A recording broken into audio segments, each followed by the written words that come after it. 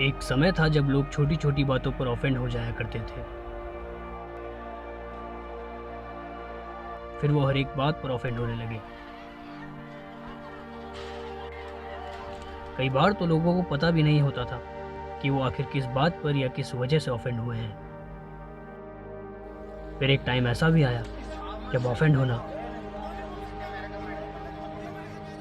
एक प्रोफेशन बन गया।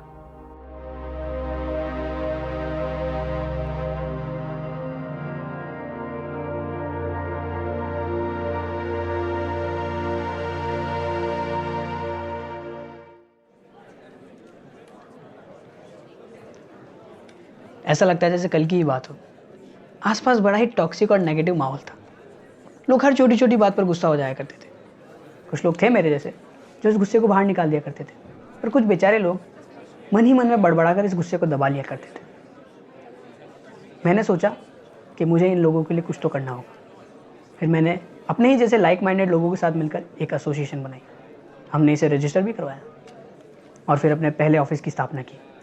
और आज हम एक वर्ल्ड फेमस ऑर्गेनाइजेशन बन चुके हैं, जिसे आप गू यानी गार्ड्स ऑफ ऑफेंस के नाम से जानते हैं। सर क्या है ये, मतलब क्या ज़रूरत है हमें इस ऑर्गेनाइजेशन की जो ऐसी बेकार की बातों को बढ़ावा देती है?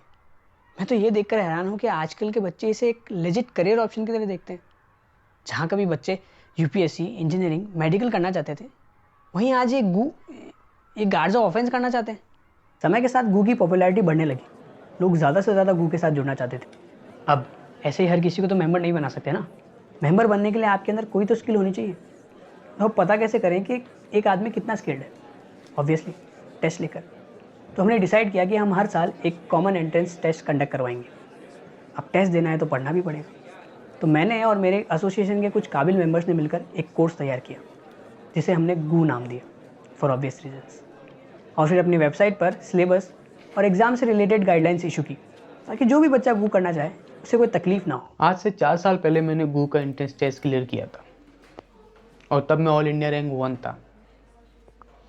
तब मैंने देखा कि लोगों को सिलेबस समझने में, सब्जेक्ट समझने में प्रॉब्लम हो रही थी।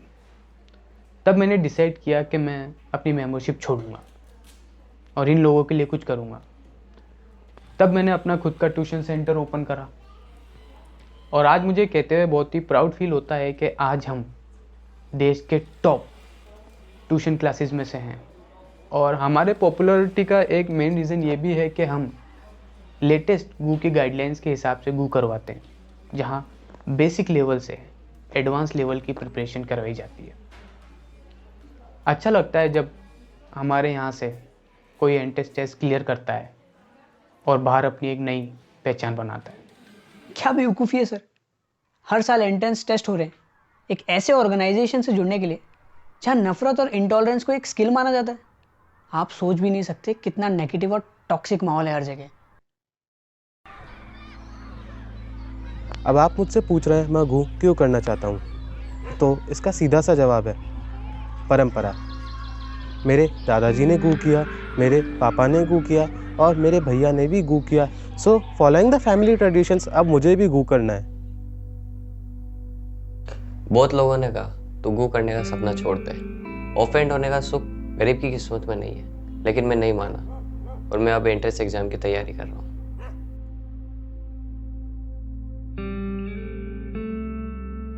भाई साहब ये 40 नंबर के गुप्ता जी है।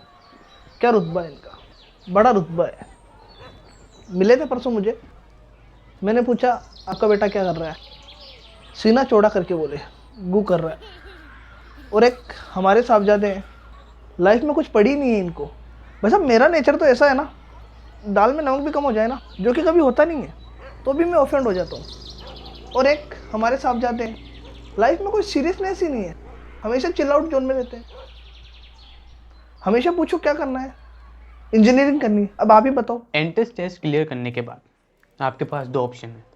पहला, रूलिंग पार्टी और ओपोजिशन पार्टी, जो कि हर साल अपने आईटी सेल रिक्रूटमेंट के लिए इंटरव्यू कंडक्ट कराती है, जहाँ पे आप इंटरव्यू क्लियर करके गवर्नमेंट जॉब ले सकते हैं। और दूसरा, आप फ्रीलांसिंग कर सकते हैं, जहाँ पे आप थोड़ी फीस चार्ज करके किसी भी टॉपिक या किसी भी पर्सन के लिए ऑफेंड हो सकते हैं। और आज के इंटरनेट के ज़माने में तो इसका स्कोप और भी बढ़ गया है। ऑफेंड होके अपना बेतुका ओपिनियन रखना और भी आसान हो चुका है। देखिए, हमारा ये जो ऑर्गेनाइजेशन है, इसने बीते कुछ सालों में कई सारे काम किए हैं समाज की भलाई के लिए। हमारे कई सारे प्रोजेक्ट्स सक्सेसफुल रहे हैं। बीते कुछ सालों में हमने कई सारे फिल्म्स, कई सारे शोज़ को बैन करवाया है, उनके नाम चेंज करवाए हैं, कई सारे लोगों के मुंह बंद करवाए हैं जो कि फ्रीडम ऑफ एक्सप्रेशन और फ्रीडम ऑफ स्पीच के आड़ में कुछ भी बोल दिया करते थे। लेकिन लोग आज भी नहीं सुधरे हैं। तो अब हम फ्रीडम ऑफ एक्सप्रेशन और फ्रीडम ऑफ स्पीच के ऊपर अपना कंट्रोल बनाने की तैयारी में हैं। ये सब चीज़ें जो हो रही हैं आसपास, ये सब हमें लॉजिकली सोचने पर रोक रही हैं। असली और ज़रूरी बातों को छोड़कर हम छोटी छोटी बातों पर गुस्सा दिखा रहे हैं।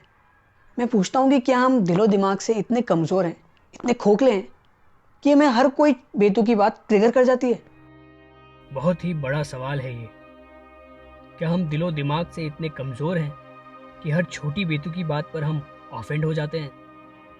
एक बार एक बहुत ही महान आदमी ने कहा था, Don't do, just chill.